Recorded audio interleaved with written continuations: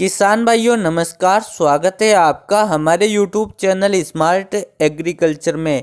आज के इस वीडियो में हम लहसुन की खेती के बारे में बात करेंगे कि हम लहसुन की खेती में ऐसी क्या चीज़ें डालें जिससे लहसुन के कंद का आकार बड़ा बने, कंद का पर्दा मजबूत और चमकदार बने। मेरे कहने का मतलब यह है कि आज इस वीडियो में हम बात करेंगे लहसुन में ऐसी कौन सी चीज़ें डालें जिससे लहसुन की पैदावार ज़्यादा हो और वह लहसुन ऊंचे भाव में बिके।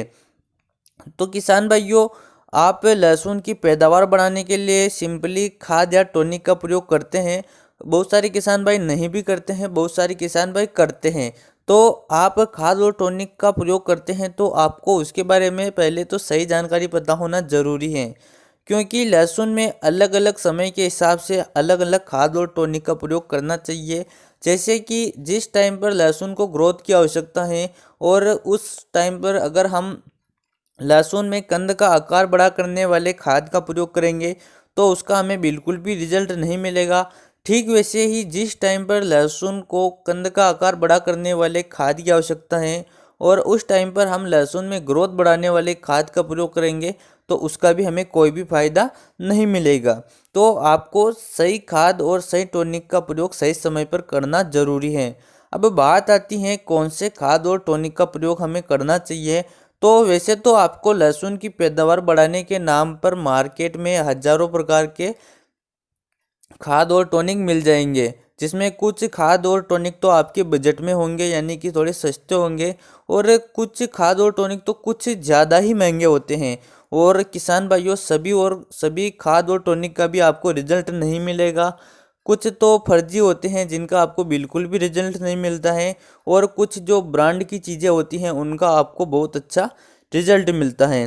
तो अब हम आगे वीडियो में बात करेंगे कि लहसुन के कंद का आकार बड़ा करने, लहसुन का पर्दा मजबूत और चमकदार बनने के लिए आपको किन चीज़ों का प्रयोग करना चाहिए। तो मैं आपको पहले ही बता देता हूँ, इस वीडियो में मैं आपको किसी भी खाद और टॉनिक के बारे में नहीं बताने वाला हूँ।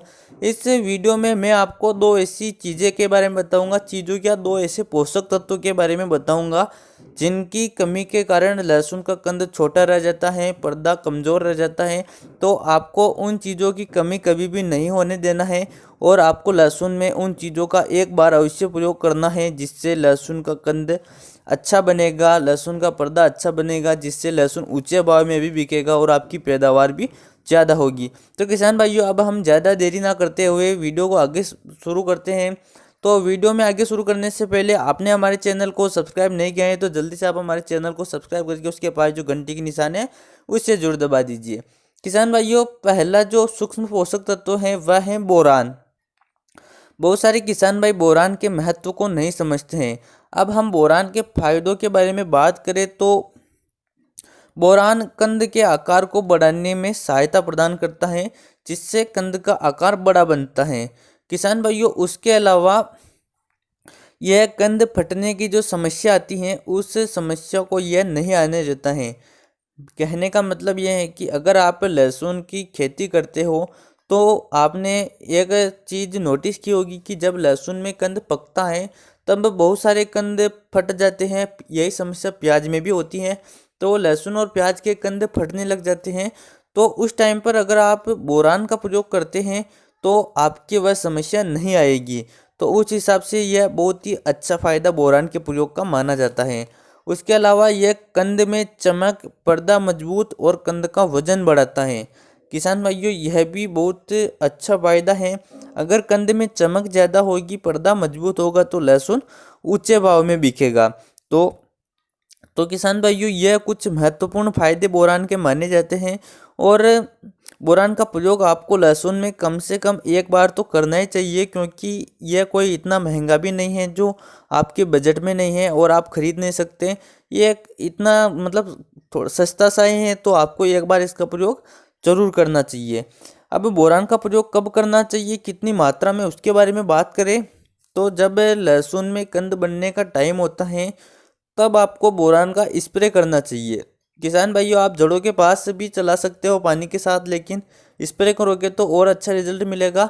आपको सिर्फ 150 ग्राम बोरान को 150 लीटर पानी के साथ घोल बनाकर 1 एकड़ में स्प्रे कर देना है। किसान भाइयों, बोरान एक सूक्ष्म पोषक तत्व है, उसकी आवश्यकता पौधे को ज़्यादा नहीं होती है, लेकिन उसकी कमी के कारण पैदावार कम भी हो सकती है। तो आपको मात्र 150 ग्राम प्रति एकड़ के हिसाब से स्प्रे करना है। दूसरा जो पोषक तत्व है वह है पोटास। किसान भाइयों, पोटास के बारे में तो आप में से अधिकतर किसान भाई जानते ही होंगे और बहुत सारे किसान भाई प्रयोग भी करते होंगे। तो इस आगे हम बात करते हैं कि पोटास का प्रयोग क्यों करना चाहिए, मतलब इसके क्या क्या फायदे हैं, कौन से टाइम और कितनी मात्रा में करना चाहिए, वह जो बहुत महत्वपूर्ण है।